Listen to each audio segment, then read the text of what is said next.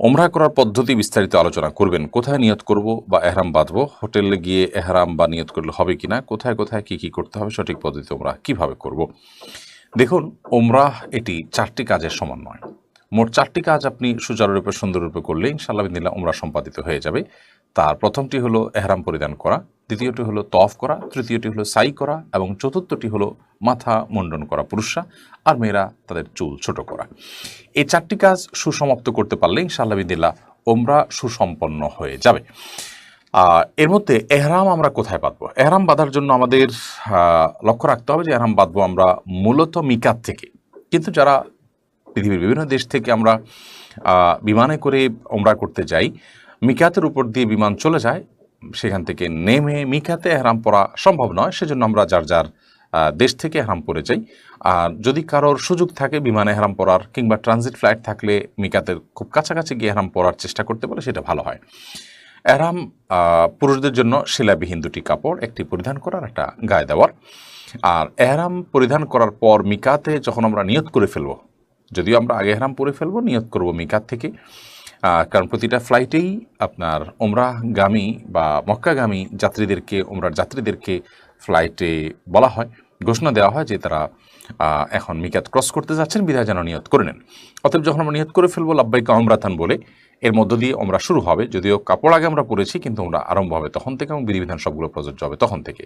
এরপর থেকে আমরা তালবিয়া পড়তে থাকবো, লাব্বাইক আল্লাহুম্মা লাব্বাইক, লাব্বাইক লা শারীকা লাকা লাব্বাইক, ইন্নাল হামদা ওয়ান নি'মাতা লাকা ওয়াল মুলক লা শারীকা লাক। এই তালবিয়া পুরুষরা উচ্চস্বরে আর নারীরা নীরবে পড়তে থাকবেন।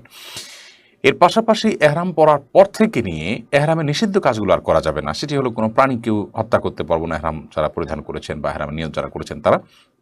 সেই সাথে শরীরের কোনো পশম, চুল, নখ ইত্যাদি কাটা যাবে না এবং সুগন্ধি আমরা মাখবো না, গায়ে মাখবো না। সেই সাথে আমাদের সুগন্ধি আমরা কেউ মানে এরপর থেকে এহরাম ওমরা পারফর্ম করে শেষ করার আগ পর্যন্ত কেউ কোথাও আমরা সুগন্ধি ব্যবহার করব না।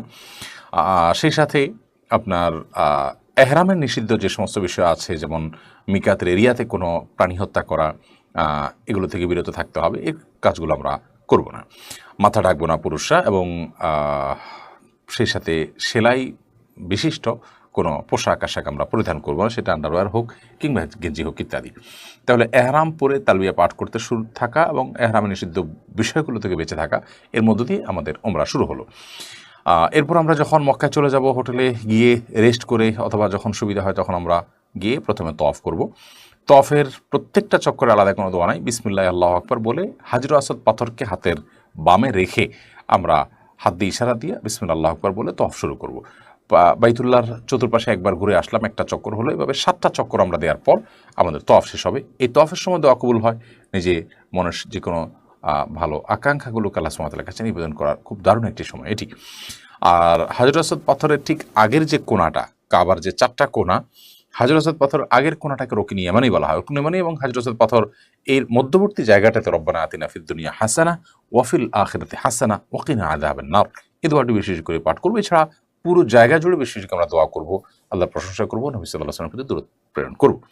তাহলে এহরাম হলো এবং তওয়াফ হয়ে গেল। এবং এই তওয়াফে, অর্থাৎ প্রথম যে তওয়াফটা আমরা করছি ওমরার যে তওয়াফ, সেই তওয়াফটাতে পুরুষরা তারা এহরামের কাপড়টা ডান কাঁধের নিচে দিয়ে, অর্থাৎ বগলের নিচ দিয়ে বাম কাঁধের উপর আমরা রেখে এই ডান কাঁধটা খালি রাখবো এবং তওয়াফ শেষে আবার কাঁধটা আমরা ঢেকে দিব। তওয়াফের মধ্যে নামাজের সময় হলে তখন আমরা ঢেকে ফেলবো। আর এই পুরো সময় জুড়ে আমরা যখন তওয়াফ করতে থাকবো, প্রথম 4টি চক্করে সম্ভব হলে একটু জোরে জোরে হাঁটবো পুরুষরা, পরের চক্করগুলোতে স্বাভাবিক হাঁটবো। আর মেয়েরা এ সমস্ত অবস্থায় স্বাভাবিকই থাকবেন।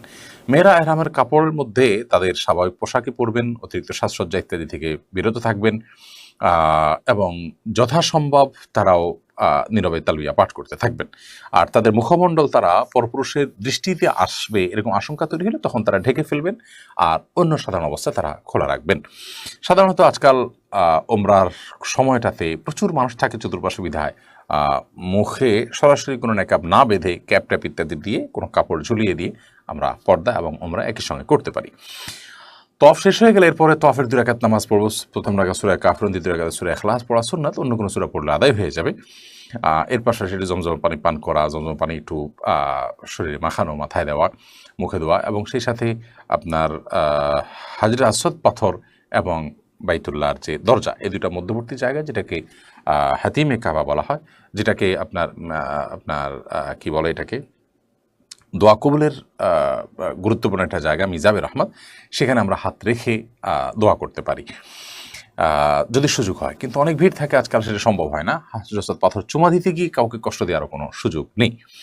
যাই হোক, তওয়াফ শেষ হওয়ার পর আপনাকে সাইনবোর্ড ইন্ডিকেট করবে যে এদিকে সাই টু মাসা লেখা থাকবে।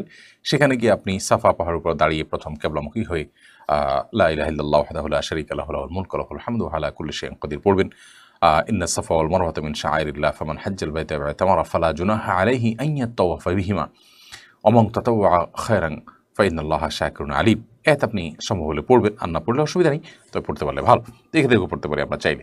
সেই সাথে লা ইলাহা ইল্লাল্লাহু ওয়াহদাহু আনজাযা ওয়া'দাহু ওয়া নাসারা আবদাহু ওয়া হাযামাল আহজাবা ওয়াহদাহু, দোয়া পড়ে এরপর আপনি কিবলামুখী হয়ে কাবার দিকে ফিরে আপনি দুই হাত তুলে দোয়া করবেন। আবার কিছুক্ষণ দোয়া করার পর আবার ওই বাক্যগুলো পাঠ করে আবার দোয়া করবেন। এভাবে 3 বার করা সুন্নাহ। এরপর আপনি হাজরে আসওয়াদ, এরপর আপনি সাফা পাহাড় থেকে মারওয়া পাহাড় দিকে রওনা দিবেন। 2 সবুজ লাইটের মধ্যখানে একটু জোরে হাঁটবেন।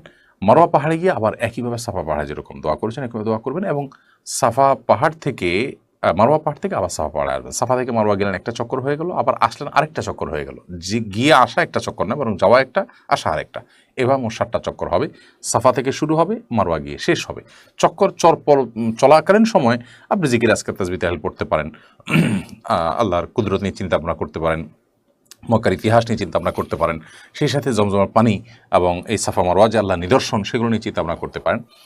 আপনার সাই যখন শেষ হয়ে গেল, এরপর বাকি থাকলো শুধু মাথা মুন্ডন করা। পুরুষের মাথা মুন্ডন করা সুন্নাত, কোনো কারণে মাথা মুন্ডন কেউ করতে না পারলে পুরো মাথার চুলকে ছোট করবেন, তাহলে উমরা সম্পন্ন হয়ে যাবে ইনশাআল্লাহ তাআলা। তাহলে 4টি কাজ হয়ে গেল, যে এহরাম, তওয়াফ, সাই এবং মাথা মুন্ডন করা অথবা মাথার চুল ছোট করা। মেয়েরা চুল ছোট করলেই হবে, 1 বা 2 ইঞ্চি তার চুলের আগা থেকে কেটে ফেলতে হয়ে যাবে ইনশাআল্লাহ বিদিনা। এভাবে আমাদের উমরা সম্পন্ন হয়ে যাবে। বাকি সময়টা আমরা হারামে এবাদবন্দি করবো, এবং মদিনা যাওয়ার তৌফিক হলে মদিনা যাওয়া এবাদবন্দি করবো ইনশাআল্লাহ তাআলা। তাহলে পুরো উমরার বিবরণটা কিন্তু আমরা সংক্ষেপে হলেও দেওয়ার চেষ্টা করেছি।